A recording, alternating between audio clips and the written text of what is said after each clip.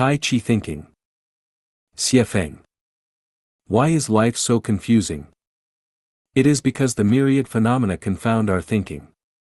The complex and multifaceted matters imprison our minds. The constant changes weaken our spirits. The daily struggles with food, clothing, shelter, and transportation bind the wings of our freedom. The diverse ideologies and viewpoints exhaust us, leaving us directionless. On top of that, the correct values and morals passed down by our ancestors stifle our imagination and constrain our exploratory spirit. As a result, we remain ignorant of the meaning and value of life. Without transcending all these phenomena and the constraints of time and space, we will never escape the labyrinth of life. There are countless religious doctrines in the world. Which one is correct? There are vast amounts of political platforms. Which one is truly right? Countless brilliant experts and scholars have expounded numerous theories. Which one is truly useful to us? Life is filled with boundless pursuits. What should we truly pursue? The kind and diligent are often marginalized, while the bold and wicked lead luxurious lives. Seekers of Tao are often neglected on the cliffs, while shallow noisy ones are favored by society. Goodness does not always receive its reward, nor does evil always meet its consequences. Hard work is sometimes washed away like flowing water. Wealth accumulated over years can be wiped out in an instant by political upheavals or natural disasters. The person we yearn for does not come near, while troubles always appear before us. Those closest in distance may not be our kindred spirits, while those far away may linger in our thoughts. Reality and ideals often diverge. Even when our minds are clear, we often feel powerless. What kind of program is this? Are we merely pieces on a chessboard? Escaping from the wolf's den only to enter the tiger's lair, casting off worldly robes only to drape oneself in a monk's cassock. When lonely, one longs for liveliness, when among crowds, one craves solitude. When single, one desires marriage, after marriage, one contemplates divorce. Going in circles endlessly, only to find that all is in vain. What, then, is the purpose of living? Fatigue and helplessness mark the trajectory of most beings. The mundane live a life of toil and frustration. Ambitious schemers stir up trouble to serve their ends. Instigating and inciting internal strife is the specialty of small-minded individuals. Obsessively splitting hairs to defend their own interests is the fanatical tool of party followers and religious believers, who never stop chattering. Political figures create endless movements to blind people's vision for their own goals. Self-deception and grandstanding are the tactics of those unwilling to accept the status quo.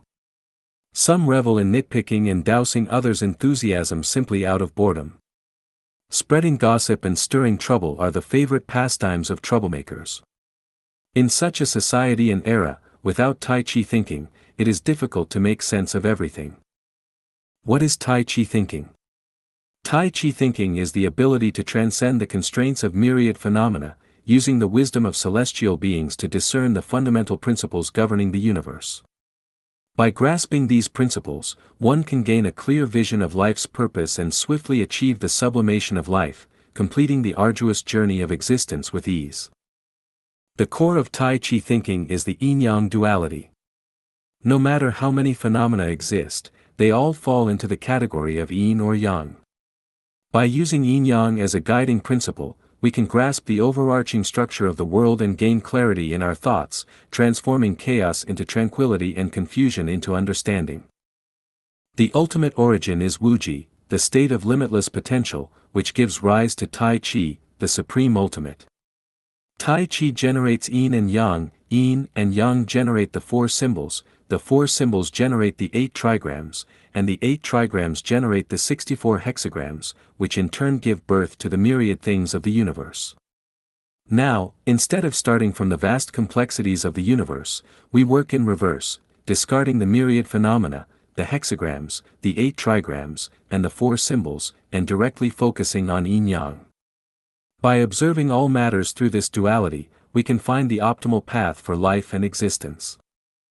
The principle of yin-yang is symmetry and balance. Its primary aspects include positive and negative, true and false, good and evil, beauty and ugliness, love and hate, and so on. By categorizing all phenomena within this framework, we can establish order in our thinking and achieve clarity, turning busyness into tranquility and bewilderment into lucidity. Now, let us use Tai Chi thinking to analyze 8 key aspects of life. The world consists of 2 fundamental parts, yin and yang. One either belongs to yin or yang, the middle ground is confusion. Yin corresponds to the non-material and the non-material world, while yang corresponds to matter and the material world. What we perceive with our senses, sight, hearing, smell, taste, and touch, belongs to the material world, whereas thoughts and inspirations belong to the non-material world. We either exist in the material world or in the non-material world. If we dwell in between, we become lost. Life's confusion stems from being caught between the material and non-material worlds, unable to distinguish between reality and illusion, truth and falsehood. Something may seem real but is fleeting and illusory, something may seem false but feels undeniably true. This is the root of religious and philosophical perplexities and why the teachings of Jesus, Buddha, and other sages are often misunderstood. In essence, all religious discourses revolve around these 2 concepts, sometimes speaking of yin, sometimes of yang, but never truly transcending them. There are 2 kinds of people who are happy. One kind is atheists. They focus only on the material world. If there is wine today, they drink and enjoy it. If there is no wine tomorrow, they drink plain water without concern. They do not believe in or acknowledge the existence of the non-material world, nor do they believe in the cycle of life and reincarnation or in karma and retribution. They recognize only reality and care only about this life.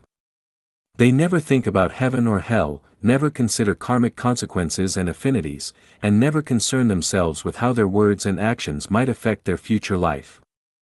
As a result, they do not feel burdened, they live simply, always preoccupied with material interests. Unlike religious believers and seekers of the Tao, they do not suffer from spiritual torment. They are not as cautious and overthink things as those people do, nor do they live in constant anxiety. The second type consists of those who focus entirely on the non-material world.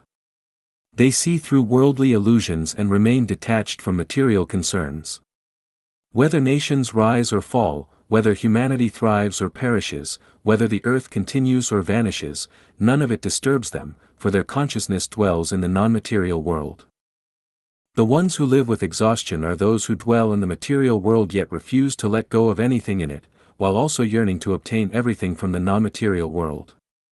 They are unwilling to abandon their pursuit of the afterlife, yet they know little to nothing about what the material world truly is, what the non-material world is, or how the 2 are connected. At most, they have only a superficial understanding. This ignorance leads to inner conflicts and spiritual suffering. If they focus purely on pursuing the material world, they seem to have a vague sense that they might be missing something and fear losing the blessings of the afterlife. But if they devote themselves entirely to seeking the grace of the non-material world, they worry about missing out on the pleasures of this life. In the end, they achieve neither, losing both worldly possessions and spiritual fulfillment. The vast majority of religious believers fall into this category. I do not advocate for any of these 3 approaches to life. The first is blindly optimistic, the second contradicts human nature, and the third leads to unnecessary suffering. Instead, I propose a way of living where the mind fully resides in the non-material world while the body fully enjoys the material world. This way, life continuously ascends toward the heavenly kingdom while the body experiences the joys of existence. Shift your thinking, move toward the heavenly kingdom, live gracefully, and have no regrets in life.